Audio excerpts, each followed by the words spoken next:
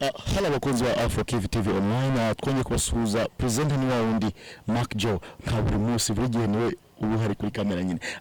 Turabakiriye kuri kamera za Afro TV online. Turamaze kubashimira mwese abagenda badukurikira umunsi ku wundi. Mujye mwibuka no kugenda nyine mukanda kuri subscribe, musharinge no kulikinga kugira amakuru yose abagereho nkuko bikwiye. Kwiyemeje kubashakira amakuru yo mukeneye kugira ngo abagereho ntabyo kuvuga ngo ni amakuru mbarirano, ahubwo amakuru nyayo avuye ku soko yayo. So igikurikiyeho tuje ahangaha hari umwana w'umusore wagize ikibazo ahuye n'impanuka, ngo ari kuva mu mupira, ariko twabyumvise ntabwo twari twamenya niba ari amakuru nyayo, ahubwo ikituzanye kugira ngo tubashakire amakuru afatika. Mu byumve ni mu byumva bigirute bibanyure, ntabyo kuvuga ngo ntari ngo na amakuru y'imbarirano. Tuje ahangaha kuyashaka, turi muri Cleveland, twagira urugendo rurerure rw'amasaha, ariko twavuze ngo ikituzanye kugirute kuza gushaka ayo makuru buryo ko urayabona wese ayabone akwiye, ntabyo kuvuga ngo harimo ibicagu. So kugenda imbere tugende turebe urayaduhereza mu byuzuye. So nguko twababwiye uyu ngo tumaje kwagera, ariko noneho ikiriho nuko tugomba kugira ute gushaka ba nyiri umuntu bakaduhereza amakuru afatika. Nguko twababwiye tuzaje twabashakira amakuru y'ibicukuri, ahubwo ni kubashakira amakuru nyayo avuye ku isoko. Turabona hari abagabo bahagaze hariya, reka tugende tubabaze mbese bihagaze biti. Mukurikirane kugira mu gihe mugomeze kugenda musobanukirwa byose ko biri bugende. Pastor Willy ego ahubwo kwitande banyita Rafiki, nanjye banyita Mark Joe. Pastor bakwitande banyita Pastor Majambere Moses. Ikitugejeje ahangaha ni kugira tubone amakuru afatika, mbese byagenze bite ikibazo cyo twumvishe cy'umwana witabye Imana ku mpamvu zo kuba bamurasa. Batubwiye ko wowe uri mwene se, nibyo? nibyo nukuri, ni mwene se. Ni mtoya wanje, ni umwana wa gatatu kwa data wacu. Murakoze cyane. Pastor nawe turakubaza abadukurikiye, manza bibwira urinde ibi birenzeho, kuko nankuzi kuri pastor uze kuduhereza n'amashengesho kugira tugirute dutangire umurimo wacu ugende neza nkuko bikwiye. Ku mazina banyita nkuko navuze Pastor Majambere Moses. Ndi hano ho mudusanze iki kibazo cyabereye, ariko turishimye kuba turi namwe. Mwakoze cyane kutwakira, kandi igikurikiyeho turabwira ngo ikaze kuri kamera za Afro TV online. Kuba turi batuzi ubu ngubu niho dukorera. So turamanza tugusabe pastor udusabire maze tubone tugirute dukomezemo n'umushinga wacu w'ibyo twageze hanga kugira dukore.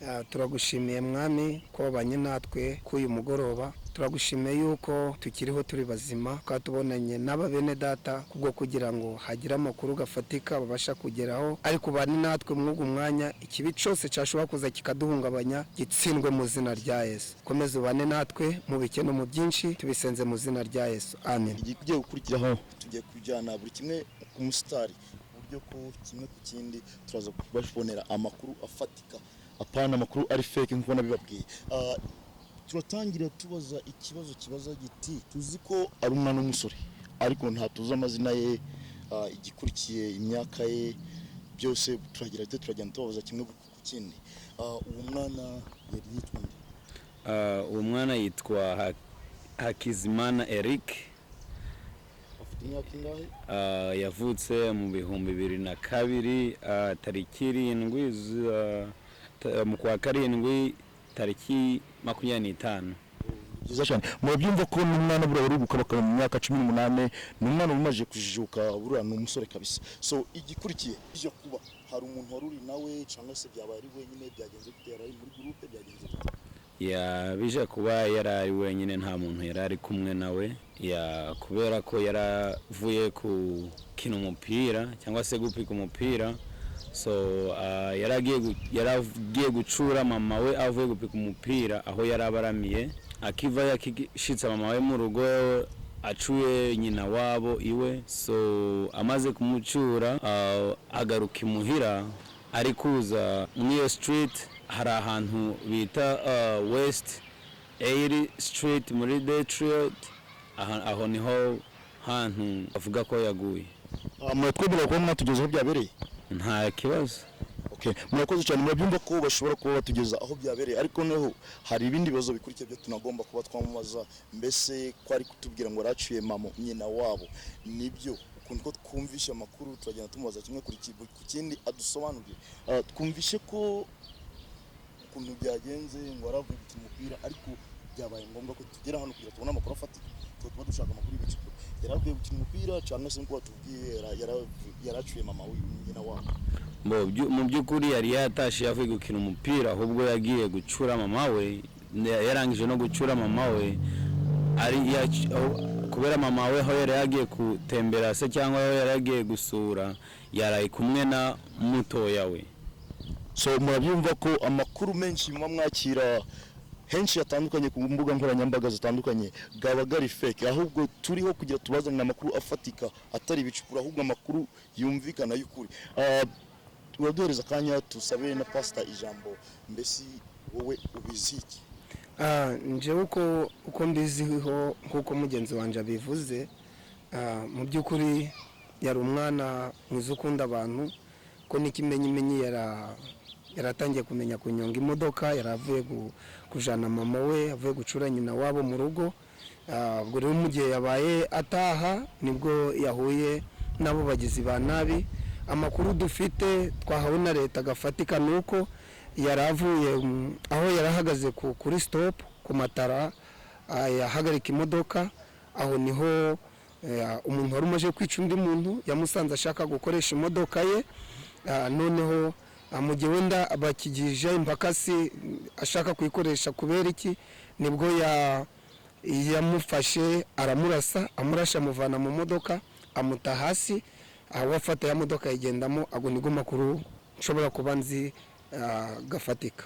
Urakoze cyane. Murabyumva ko bamuvanye mu mbere kugira mbere kugira bamurase hamanje kubaho kudahuza ibitekerezo. Wari umaje kwica umuntu hepfo yamusabye imodoka kugira ikoreshe yiruke bateye kumufata ariko noneho nawe arabyanga ko imodoka yariye kandi yari gufasha umwicanyi ubwo ageze aho babona kumurasa gutyo. Igikurikiye kuri ayo matara abariho nga za kamera zaba zarafashe ukuntu byagenze. Kamera zirahari, hariho kamera ziri mu buryo, hariho kamera ziri mu bumoso. Zirahari kamera. Okay, urakoze cyane. Igikurikiyeho kumvisha ko umwana afite imyaka 18.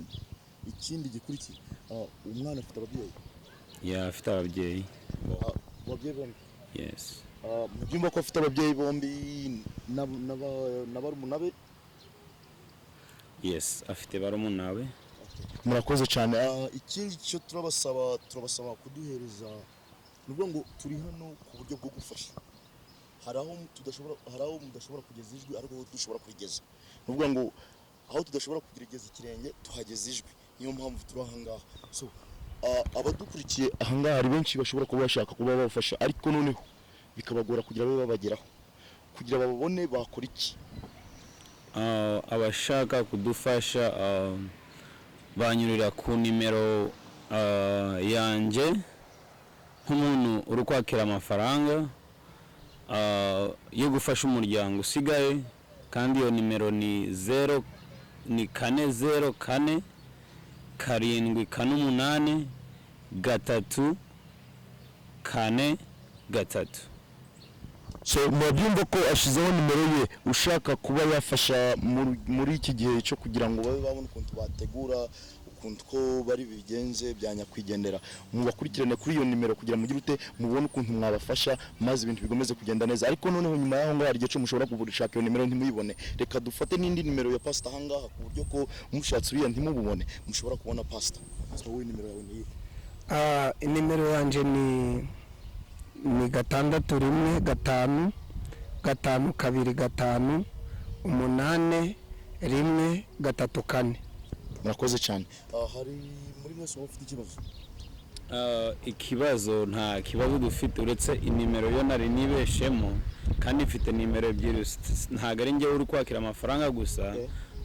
Hariho n'undi uri kwakira amafaranga wo bita Mucheke Joel cyangwa se Joel Mucheke umuhungu wa Semajeri wa Pastor Semajeri uba Arizona. Izo namba zombi nazibahereza. So iyo inamba ya mbere ni 404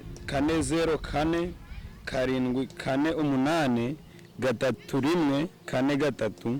Iyo ni namba ya Rafiki kandi abashaka kunyura no ku rubuga rwa Cash App iyo namba niho turi gukoresha gutuma amafaranga, kandi izina rya cash app no gushiraho $sign cyangwa se isinye y'idolari, ukandika Fadream ni FADREAM ugashiraho kabiri. Naho ushaka kudufasha kuhira namba yindi ni ya Mucheke Joel ariyo 811641 na we cash app ye wamusanga wakwandika iryo zina ugashiraho iyo $sign cyangwa se iyo sinye ya dolari, ukandikaho Mucheke Joel, urahita wohereza amafaranga akatugeraho neza nta gisitaza cyangwa se nta kintu kiyayobesha uruhande kabisa. Murabyumva ko inimero bazuduhereje ahangaha nizo ushobora koherezaho ubufasha bushobora kubafasha muri iki gihe mu byo barimo kwitegura, maze bakagira ute byose bikagenda bishoboka kuko turi gufashanya. Igikurikiye nuko batwemereye yuko bashobora kudufasha bakatugeza aho hantu ibyo bintu byabereye, tukareba mbese ni mu ishyamba cyangwa se n'ahantu hasanzwe habera akavuyo bimeze bite. So batwemereye ko tuhagera, igikurikiye nuko tugomba kuhagera. Murakoze cyane. So murabibona ko turi mu nzira turukwerekeza aho twababwiyeho byabereye, tugeze ku muhanda wa Detroit, niho tugiye gutaninga hasigaye twerekere ku muhanda go byabereyeho. Kuko twababwiye byose muragenda mubibona, turi ku muhanda turi kuberekera aho byabereye ku buryo ko turabereka kimwe cyose cyo mukeneye kumenya. Turahageze aho byabibazo byabereye byo kurasa umwana mutoya w'imyaka 18, ariko noneho cyatuzanya ngaha kuko twababwiye ko ari gufata amakuru afatika atari ay'ikinyoma, ku buryo ko buri wese yareba akayabona ari amakuru yuzuye atari inshagucago. Dutangirana na pasiteri wo twatangiranye kuvana kare baduhereza amakuru, duhereze authorizing kugira dutangire gufata intuza aho basize sign y'umwana wagize unyakwigendera amaje kutuvamo. Pastor ikaze. Ni karo. So turabona hano ho mutugejeje, turabona hari ahantu bashize isayini z'ibintu bitandukanye, umupira, amawuwa, bimeze bite? Ahangaha ho mureba niho yaraturutse umuhanda gwino ari gutaha, kuko guno nigo muhanda gugiye mu rugo. Ubwo yarahagaze hano kuri amata ategereje ko yarahagaze ategereje ko aya matara mureba yafungura, namwe murabira yarahagaze aha. Ubwo ahangaha ni ikibazo cyabereye. So murabona ko ni umuhanda muteganye cyane, hari abantu benshi bari kugenda, bamwe baragura baje, ariko noho ikidutangaza nuko bagomba kuharasiriza umuntu ntihagire n'abatabara muri ako kanya ngo uwo muntu bamufate, ahubwo nyuma yaho bakaza kuhakura umurambo. Ibyo ni ibintu bigoranye cyane, byari bigoye benshi kubyumva, ariko naho ikiriho nuko uwo muntu atari kuvuga ngo niwe wishe gusa, ahubwo hari undi we yaramaje kwica. Bivuze ko naho ni ikihebe, ntabwo ari kuvuga ngo uwamwishe ni umuntu usanzwe. So igikurikiyeho hari ifoto tubona imanitswe ku giti ahangaha, uriya niwe nyakwigendera. Niwe turabibona kabisa. Murabibona ko ifoto ya nyakwigendera imanitswe ku giti. Igikurikiyeho yari umukinnyi w'umupira, bahashize impuzu umusaraba, yari umuntu yari umuntu wemera Imana. Murabibona byose kabisa. Turi kugana ku musozo, wabwira iki ku bantu badukurikiye? Icyo nabwira abantu badukurikiye n'abatwumva n'abatureba ahangaha nuko ntawatangira umunsi w'umuntu, ko murabona abantu benshi bari kuhanyura, ngo nigo gwari umunsi gwe gutarengwa ko wenda abo mu mubiri. Ariko icyo tubwira abantu nuko umunsi gw'umuntu gwageze ntitugutangira, ariko tukirinda. Murakoze cyane. Igikurikiyeho murabyumva ko umunsi wageze ntawagutangira, ntawahagarika umunsi ngo abihindure. So igikurikiyeho cyo turaza kubaza turi kugana ku musozo nk'uko nabibabwiye, turaza kumaza mbese ahereje inama urubyiruko. Iyi niye nama ahereza urubyiruko, kuko muri iki gihe cyo turi kwitaho cyane n'urubyiruko, kuko nirwo Rwanda rw'ejo. Pastor turagusaba inyunganizi ku rubyiruko. Inyunganizi yanje ku rubyiruko nuko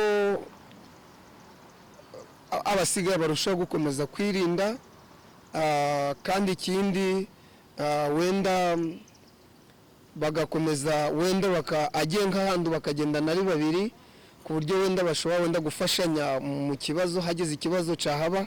Kuko ugu muhanda nk'uko mugubona ni umuhanda si we wenyine kuko bari bamaze kurasirizaho undi. Urimo kuvuga ko inama tugira urubyiruko nuko bakure kuja wenda bagenda ari nka babiri habaye ikibazo ku buryo wenda batabarana ku kibazo nk'ico. Murakoze cyane. Murumva ko burya iyo umuntu agiye rumwe abona ari wenyine mu busanzwe habaho ngiye cyo bibayeho nyine umuntu akagenda wenyine, ariko cyane cyane muje muritabaza kugira ute kugenda muri babiri wenda hari bishobotse, kuko nk'igihugu turiye muri Amerika ni igihugu kiberamo ibikorwa byinshi byo kurasana, ariko muri babiri mwagerageza ukuntu ko bishoboka mugatabarana, kai nawe uramugizi wa nabi agerageza kubatinya.